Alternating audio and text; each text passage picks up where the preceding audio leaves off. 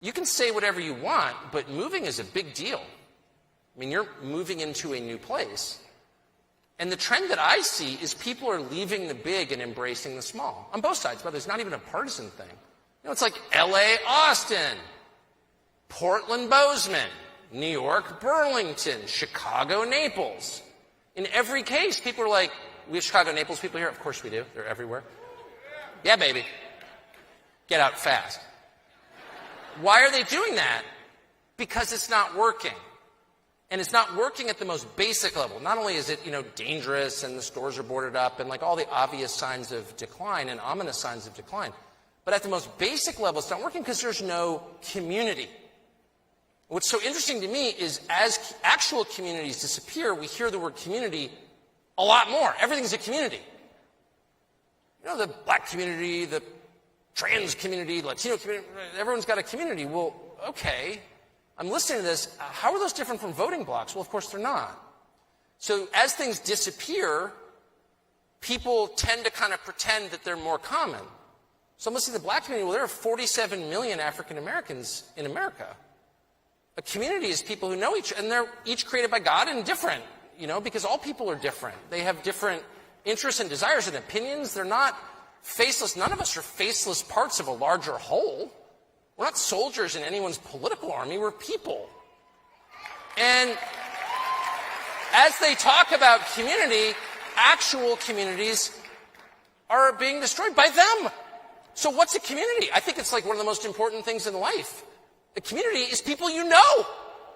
That's what a community is. They're people you actually know, not people you think about or look like or even agree with. It's people you talk to, whose faces you recognize. If someone you love dies, and you think, I really want to talk to someone, you don't call all 7,000 people in your college class. They're not your friends. You didn't have 7,000 friends in college. You had like 5 friends. And they're still your friends, and that's what you call them. That's called your community. It's the people you love, are responsible for, the people you really know. And so I feel like one of the results of all of this is that people know this in their bones. They know it intuitively. They need community. They need to live with other people and know them. Not talk about them, not G-chat or whatever. I'm so caught up. I hate that stuff so much. I don't even know what it's called. But whatever. Interact on the internet. That's not a community. That's an ersatz community. That's a substitute for community. It's a fake community. That's not real. So, and we can feel that it's not real because it doesn't reward us. We're not elevated by it. You don't get, not that I've ever spent a night on the internet. Boy, that sounds creepy. And it sounds creepy because it is creepy, actually. It is creepy. I'm sorry. It is. But I don't think anyone's ever spent a night on the internet and come back and said, I really feel like, really unburdened myself like they understood me. You know what I mean? Like, I am loved. I am loved by people I'm playing online games with in New Zealand. Like, they got my back. Right. No, they don't. You don't know them, actually, and you will never know them. You know the people who are right there with you. And so, for me, I think of it in my mind anyway as the concentric circles theory of love and obligation. So all of us are born with obligations to the people around us.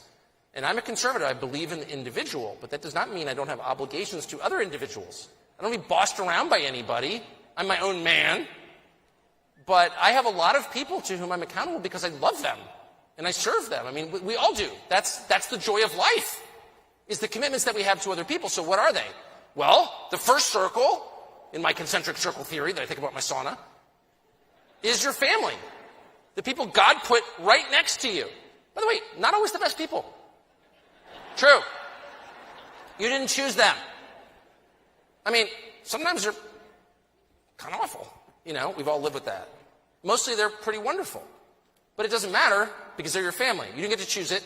It's an obligation you were born with, and you got to bear up under it. You got to do the best you can. So your first obligation is to your family. And I know everyone was like cheering. Chris Cuomo was such a moron, obviously. And no, he's got a steroid problem and the whole thing. I got it.